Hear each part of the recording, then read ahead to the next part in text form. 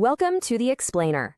I am absolutely thrilled you're here today because we're going to unpack one of the most massive, ambitious, and quite frankly, mind-boggling shifts happening on our planet right now.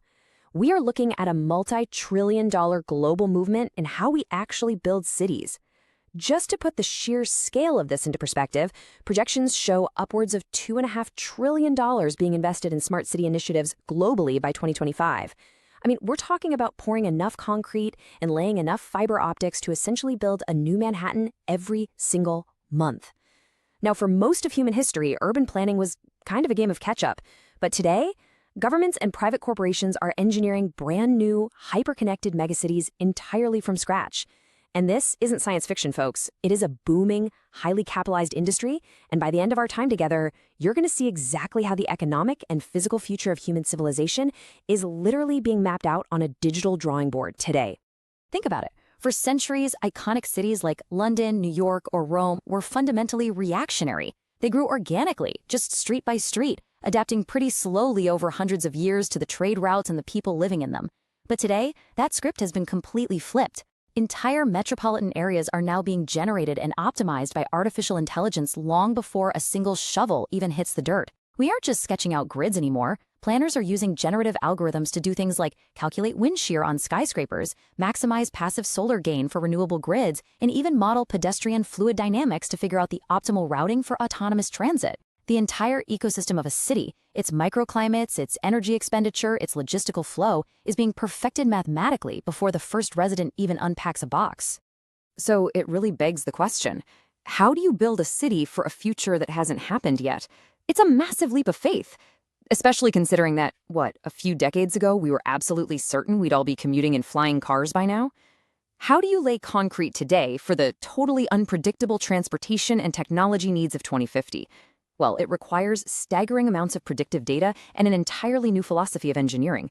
But to truly understand the urgency behind these massive, super risky projects, we first have to understand why the existing urban environments we currently call home are struggling so badly.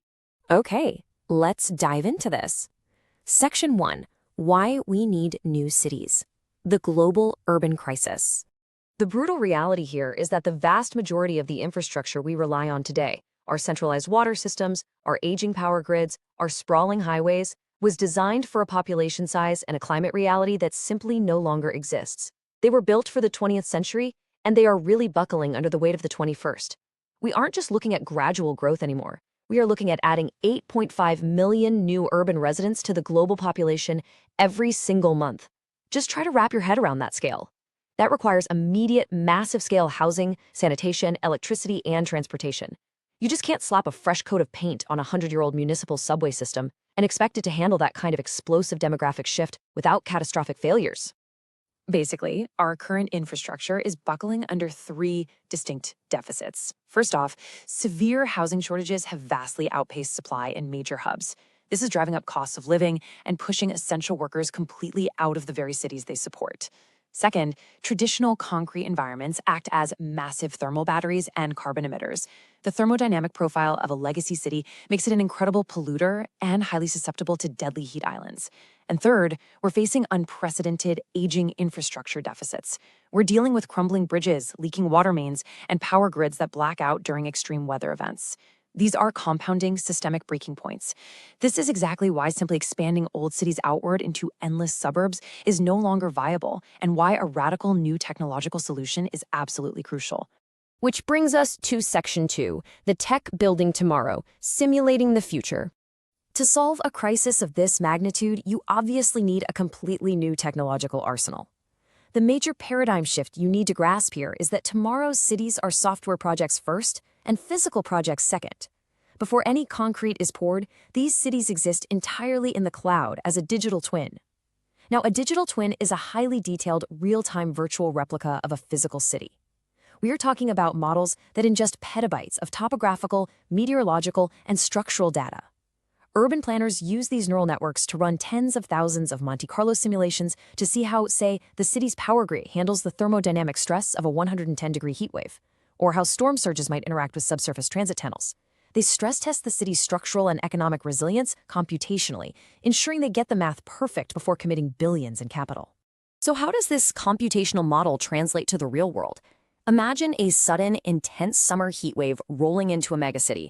Instantly, millions of Internet of Things sensors embedded in the asphalt, the smart glass windows, and the municipal water pipes detect the microclimate shift. That massive fire hose of telemetry is fed in real time right into an AI management layer. The system predicts an imminent, massive spike in HVAC energy consumption across the financial district that would probably collapse a traditional grid. But instead of blacking out, the AI automatically reroutes megawatts of power at the substation level in milliseconds. It pulls surplus energy from industrial zones where demand is currently low and deploys stored energy from neighborhood battery banks. It's like a living, breathing, interconnected smart grid acting as an autonomous nervous system.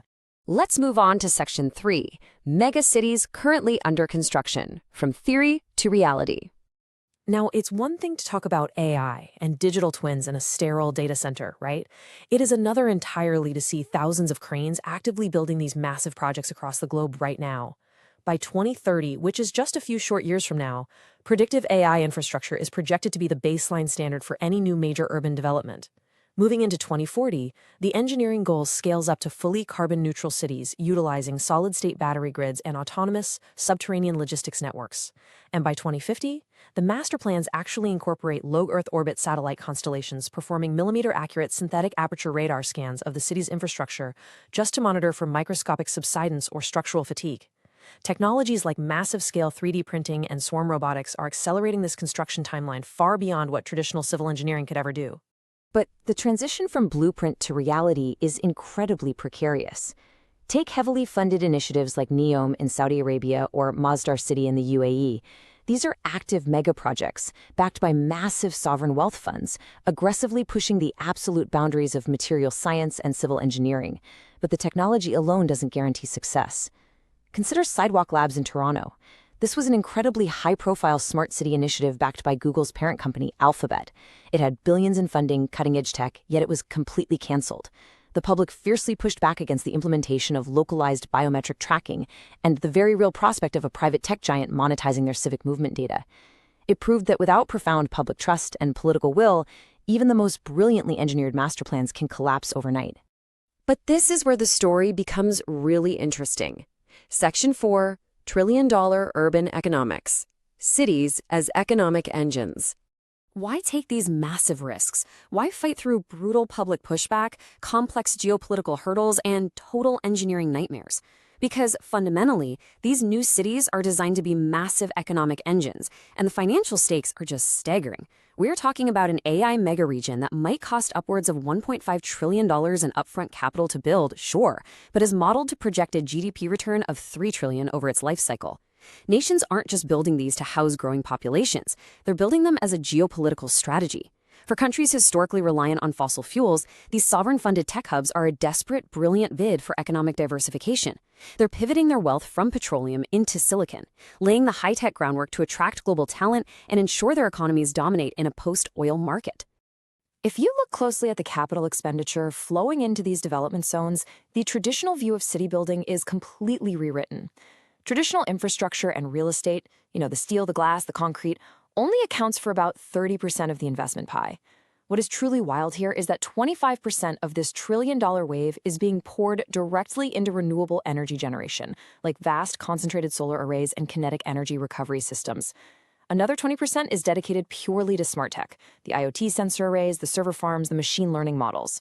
Building a highly profitable city today means you're effectively building a massive tech company that just happens to have residential zoning. Behind every futuristic design is an unexpected trade-off. Section 5, the hidden challenges ahead. The dystopian risks. Because slapping the word smart in front of a city doesn't magically erase the complexities of human society. In many ways, it vastly amplifies them. The cybersecurity threat matrix alone is staggering. Imagine a heavy technology dependence where a zero-day ransomware attack doesn't just lock up a hospital's billing department, but actually shuts down a megacity's centralized automated desalination plant, immediately threatening the water supply of millions.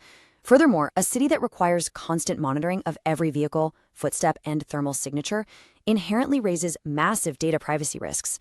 Who owns that telemetry, and how is it weaponized?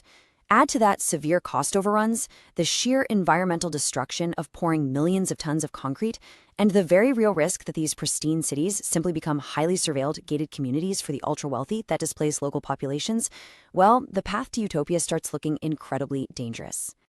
So the next generation of cities might just become humanity's greatest engineering project yet. But at what cost?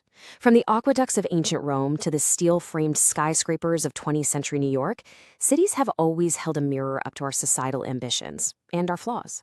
In the 20th century, we built our cities around the automobile, and that single engineering choice dictated our entire way of life, our commutes, and our environment. Today, we're attempting to code our way out of climate change and overpopulation, basically building our future around algorithms. But what values are those algorithms actually prioritizing? Civic well-being, total efficiency, or maximum corporate profit? Code, much like concrete, is never truly neutral. As the saying goes, the cities of the future won't simply be taller or smarter, they'll reflect the choices we make today. In the end, every city is a blueprint, not just for buildings, but for humanity itself. We are watching the greatest shift in urban development in human history unfold in real time. The algorithms are already running, the predictive models are locked in, and the concrete is actively being poured. But if a city is fundamentally a blueprint for humanity, what happens to the people who simply don't fit into the code? I'll leave you to think about that. Thanks for joining us for this explainer, and we'll catch you next time. Thanks for watching World Decoded. Make sure to like and share, subscribe, and stay curious.